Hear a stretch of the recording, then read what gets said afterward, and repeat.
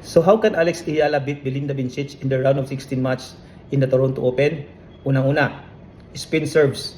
Yan ang gawin parati ni Alex Ayala against Belinda Bencic kasi nasisira ang rhythm ni Belinda Bencic kapag mga slow speed spin serves ang kanyang mga natatanggap. Pangalawa, kapag nag-return si Alex, she should be inside the baseline and she should return it on the opposite corner kung saan nagsiserve si Belinda Bencic. Kung dito siya nagsiserve, dapat ibalik ni Alex dito sa kabilang side. Kung dito nagsiserve si Belinda Bencic, ibalik dapat ni Alex dito naman sa kabilang side na to.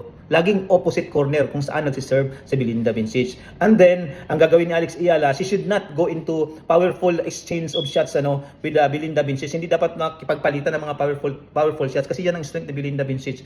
Alex, as she naturally does, she should mix her shots, like she should do some drop shots, she should do a lot of the slices which will disrupt the rhythm of Belinda Bencic, and do some lobs and do some forays into the net to really further disrupt Belinda Bencic, force Belinda Bencic to move from side to side, front and then back, kasi ayaw ni Belinda Bencic ng too much movement, and then Alex should really hold her serve, iwasan na niya yung mga double faults, iwasan na niya yung mga